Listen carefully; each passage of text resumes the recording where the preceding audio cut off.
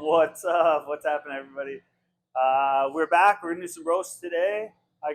We're production roasting for the shop, so I got 4 batches, a couple low temps, a couple high temps.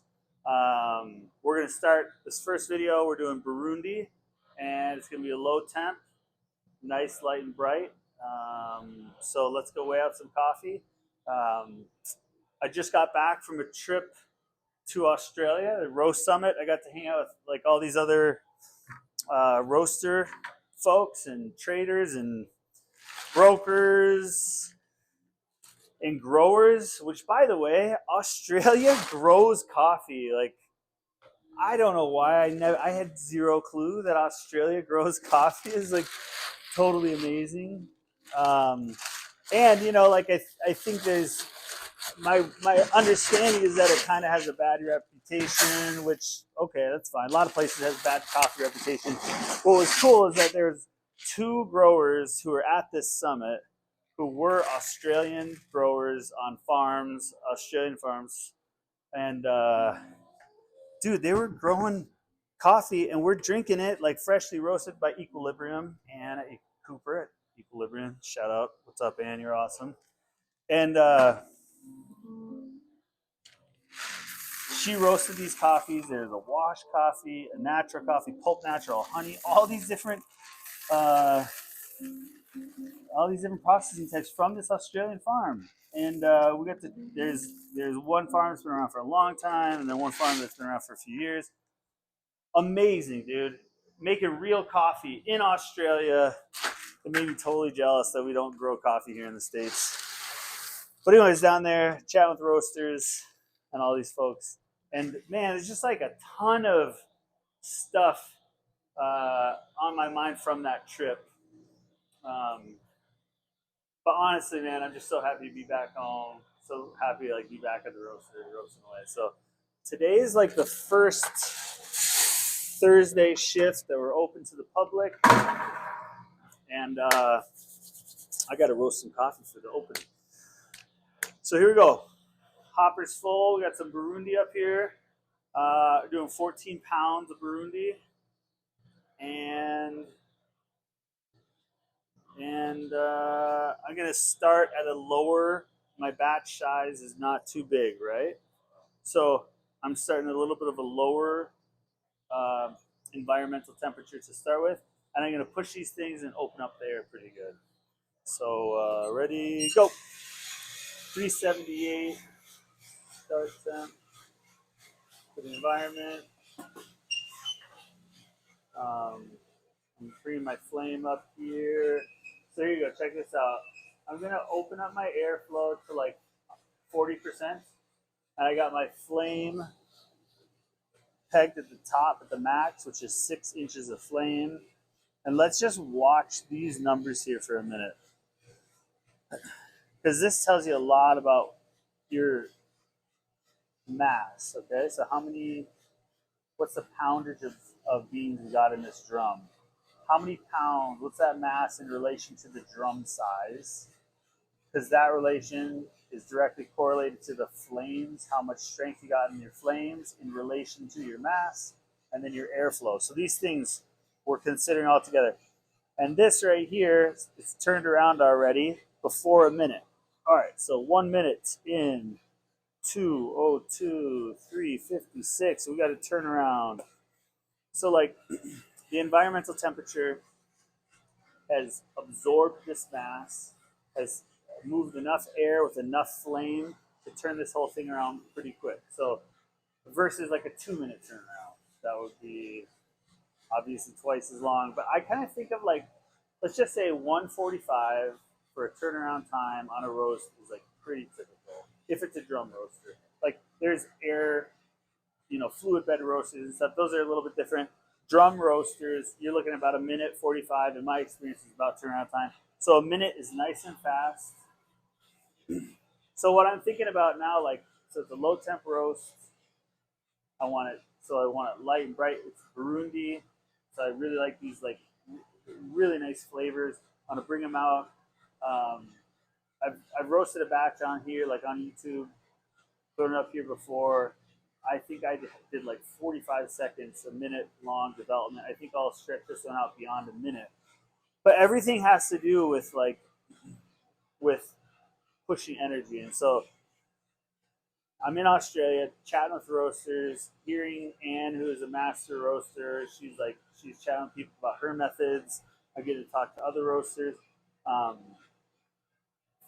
it is so cool to hear how other people roast coffee. So it's just like it's fun to hear people's methods, hear their approaches, reflect on what your own is.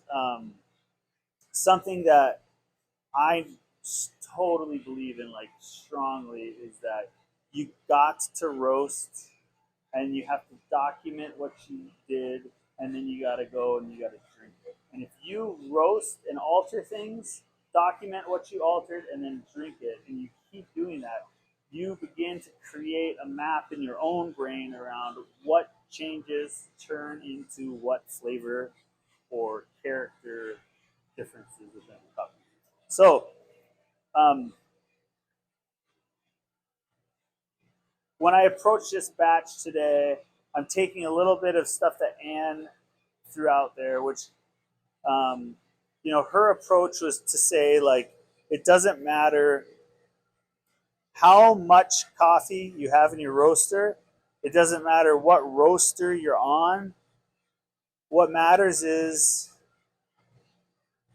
how long you're cooking the beans in each phase of the roast.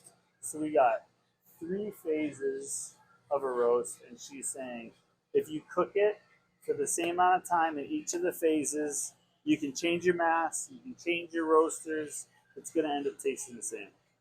So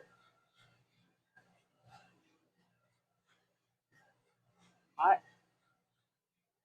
it just begins unraveling so many questions for me about roasting and about what's the approach, what are the things that we can hold on to, what are our aims, what is true about coffee, and it's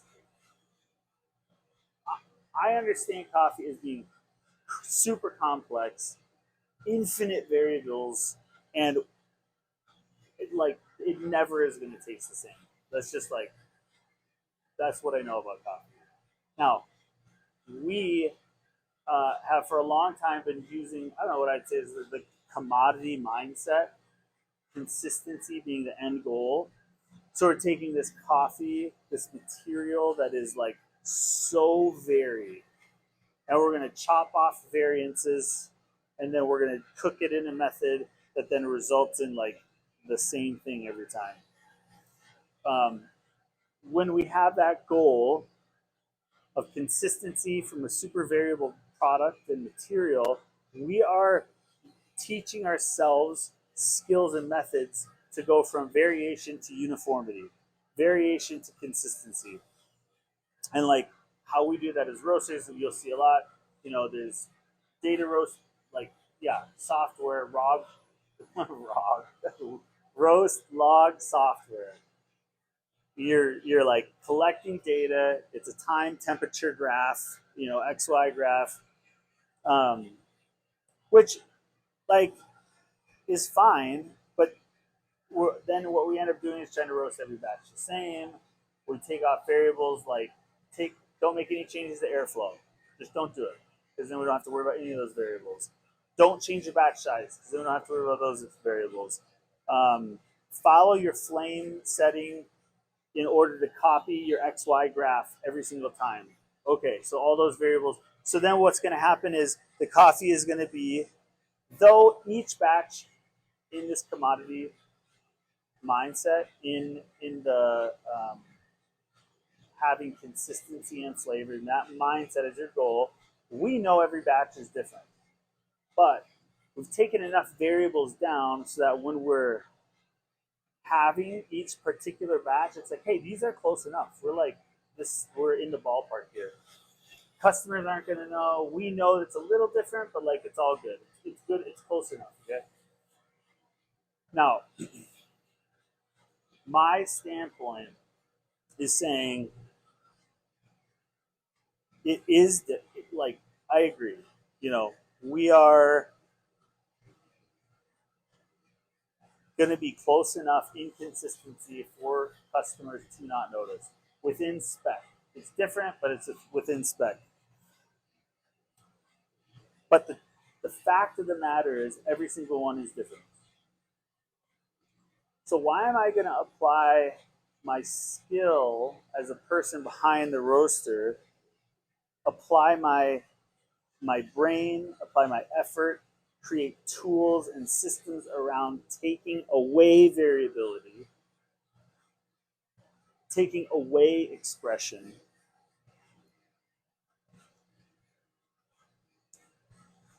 when it's still different every time? Like, it might be a minute difference. It might be unnoticeable from like day to day or whatever, like batch to batch, week to week, bag to bag, but it is different. And so I'm going, why am I trying to hone my skills to take away the variance when we can hone our skills as roasters to understand what we're doing, understand the differences, to like make the best batch possible every time versus make the most consistent. Because the thing is, to make something consistent, which is variable, you're having to take away all sorts of expressions, all sorts of sides to it, and get down to this thing that's down here. And I'm like, well, if this bean has this many expressions, why don't I begin to like bring it out? Like, and that's like just an honest question. Like, why not? Why not? Why not move to who am I getting? Yeah, this is the question. Is like, who am I getting in trouble with? Okay, is a customer going to be mad at me because the customer wants things to be consistent? Is the farmer mad? Is the broker mad? Like, who's mad at me? Is my boss mad? And like, we're the ones. We coffee people are the ones who have said everything is consistent. This is what we're going to do. Everything is the same every time. So customers who look to us and are like, please tell me that you're the expert. And we're like, yes, we're the expert. Well, what should we do? And we're like,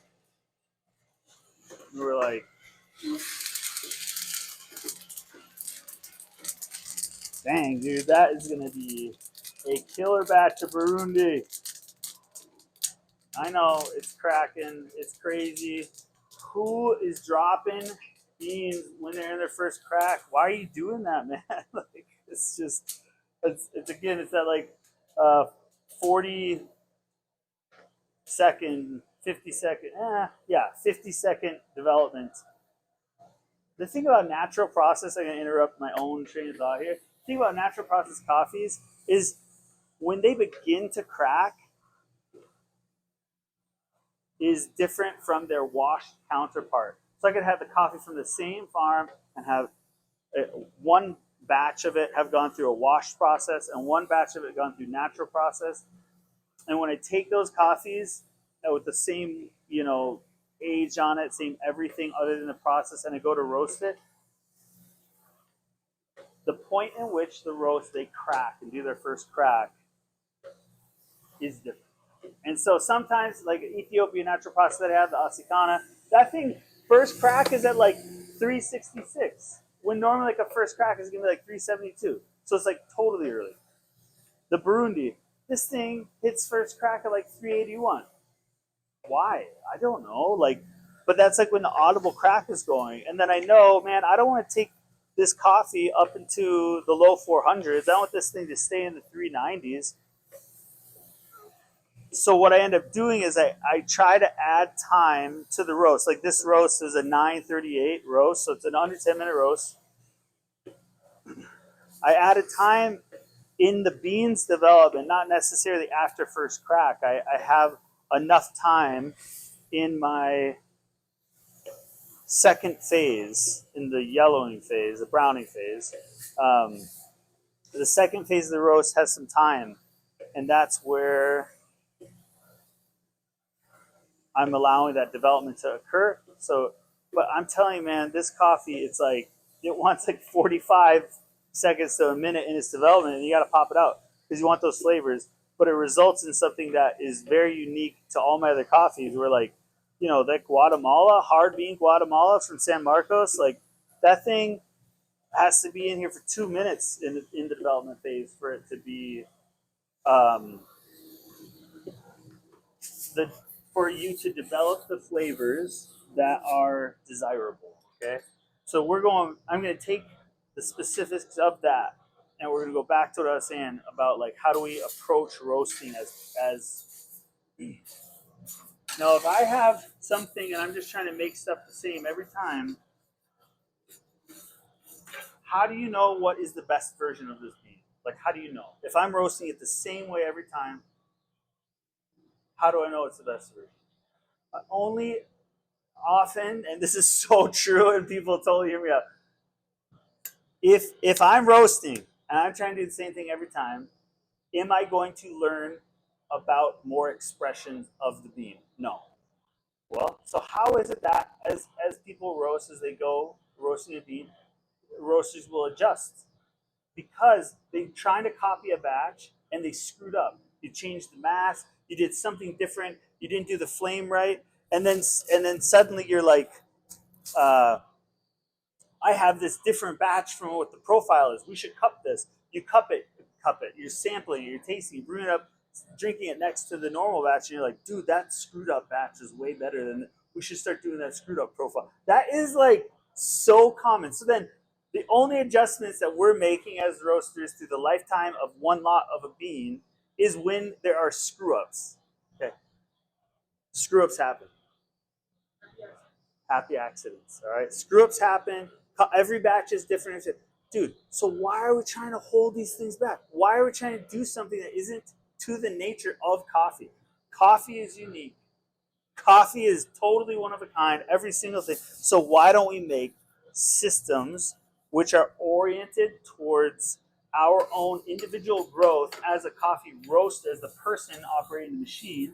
Why don't I create systems that are going to grow my skills to know how to maneuver things? Like when I'm paying attention to the batch right here while it's happening, I know I got to maneuver like this because I know what's going on in here and I understand what's happening with the temperature and the time, and I need to pull this thing this way to make this a great batch.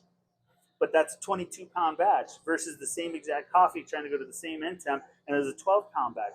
You can't follow the same profile. So what I'm trying to say is if I, as a person and as a roaster, want to really pay attention and know what's happening to make the best beans in this exact batch, I have to have a skill set and a knowledge set that looking at a screen isn't going to give me.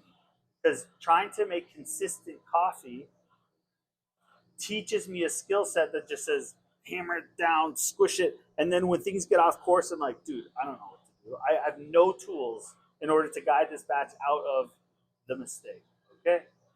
So then the only thing that progresses our knowledge are mistakes versus progressing knowledge based upon me thinking, I would like to start this batch with a different environmental temperature, or I would like to stretch out development 15 seconds, or I think a 404 would be way better than a 393. Like, all of the infinite expressions are there for you to intentionally make a move, to try something, to try to create something, versus mistakes being the thing that lead our knowledge, you know? So, all right, Rooney's done. Let's do that next batch. All right.